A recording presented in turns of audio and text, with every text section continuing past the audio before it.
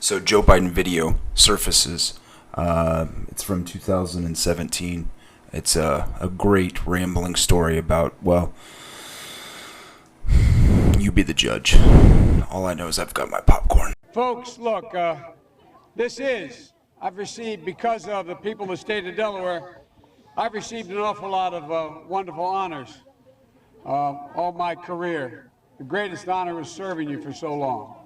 But this does mean more to me than anything that's happened. My daughter Ashley's with me.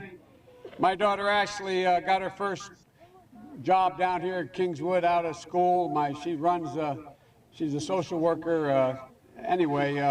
Bo is associated here. Anyway, the point I want to make is I owe you all. I owe this neighborhood. I learned so much. I was a kid from suburbia. I lived out in Mayfield in a split-level home with my grandpop living with us, and in a 3-bedroom home with 4 kids, my grandpop. And folks, when it's a whole 100 years ago, but I was a senior in high school, and Przicki turned out to be a great athlete at the University of Delaware, but I was runner-up in the state scoring championship here in football. I wasn't bad either. And but I wanted to get more involved. And I realized I lived in a neighborhood where I'd turn on the television and I'd see and listen to Dr. King and others. But I didn't know any black people. No, I really didn't. You didn't know any white people either. That's the truth. So I wanted to work here. And there's my daughter, Ashley. Come on up here, Ash.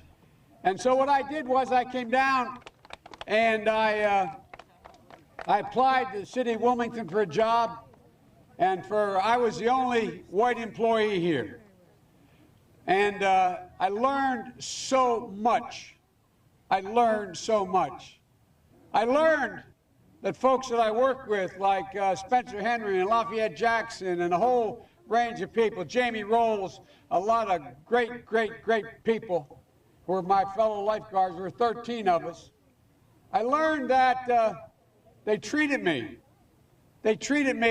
as an equal. We used to go in what was not as modern as that. We used to go in the key room at lunchtime after a free swim and sit on the floor because it was nice and cool. And remember Boom Boom Cannon and a few other guys that worked here as well. And we'd sit there and we'd talk, and they'd ask me questions because I really was the only white guy they really knew. And they'd ask me questions about everything, things that just startled me. I remember one time, I won't mention which lifeguard, said, "Do I have a jerry can, a 5-gallon can for gasoline?"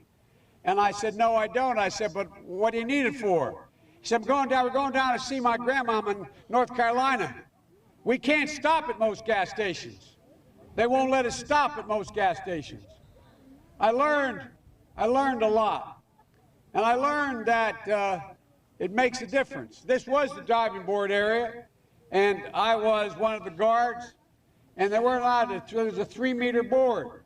And if you fell off sideways, you landed on the darn cement over there.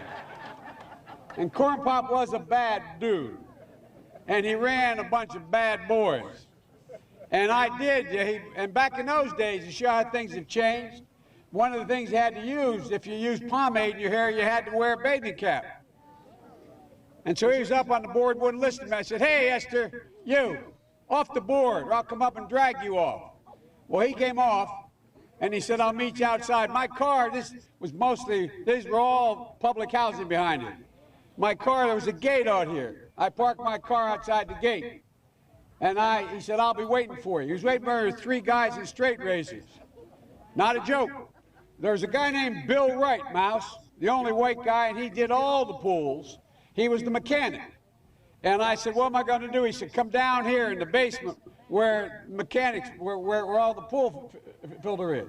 You know the chain, there used to be a chain that went across the deep end. And he cut off a 6-foot length of chain. He folded up, he said, "You walk out with that chain. And you walk to the car and say, 'You may cut me, man, but I'm going to wrap this chain around your head.'" I said, "You kidding me?" He said, "No, if you don't come back." And he was right. So I walked out with the chain. And I walked up to my car.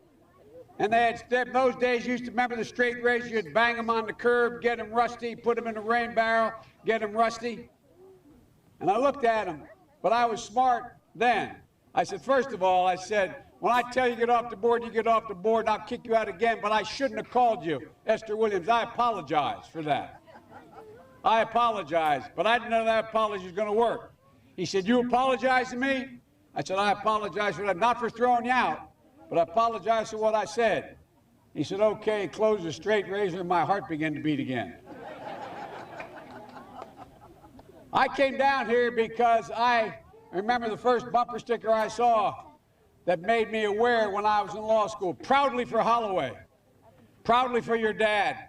First African-American state senator in the state of Delaware. Everything about. And by the way, you know, I sit on the stand and it get hot. I got hairy legs that turn blonde in the sun. And the kids used to come up and reach in the pool and rub my leg down so it was straight, and then watch the hair come back up again. They'd look at it. So I learned about roaches. I learned about kids jumping on my lap. And I've loved kids jumping on my lap. And I tell you what, the men, they're now all men, the guys I work with down here, and they're all guys at the time. They're all good men. Most of them made an awful lot of themselves. And Earl Larkin had a rough time. And some of you knew Earl. I came back as a public defender.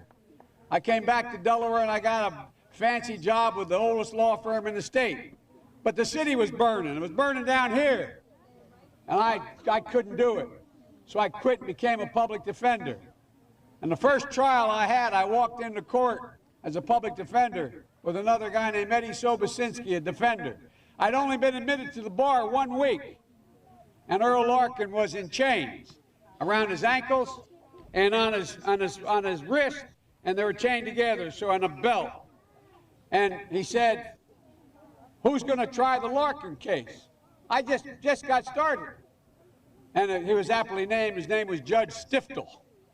And he said, Sobosinski said, well, that's my colleague. He just joined the public defender's office. He said, will you, in fact, defend him? So he turned to Larkin and said, he'll defend you. I said, whoa, Your Honor. I know nothing about the case. He said, I'll give you till tomorrow, but you draw the jury today. And he looked at Larkin, he said, you mind if he represents you? And I'll never forget what he said. I learned a lot. He said, and I mean it sincerely. He looked at me and he said, one hunky's just as bad as any other. I'll take whoever you send me. And here's what I want to tell you about Earl.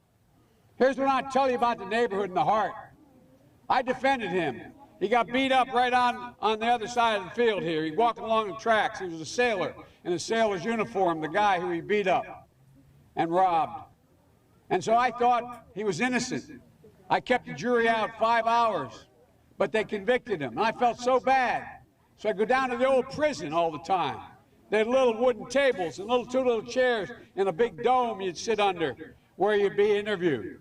And I was sitting there, Councilwoman, and the third time, saying, I'm appealing this case. And finally, he took the table, he flipped it up, and he said, jumped up, and the guards came and grabbed him. He said, don't you understand, Joe? I did it. But here's the point. He cared about me.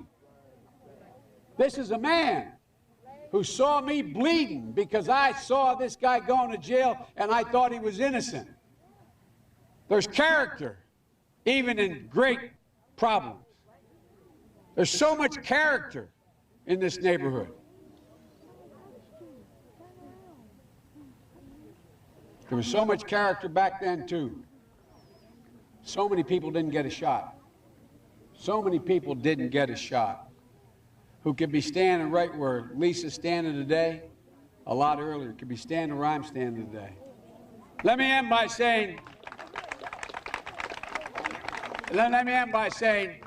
I was a pretty darn good lifeguard. Yeah, man. I taught swimming, too.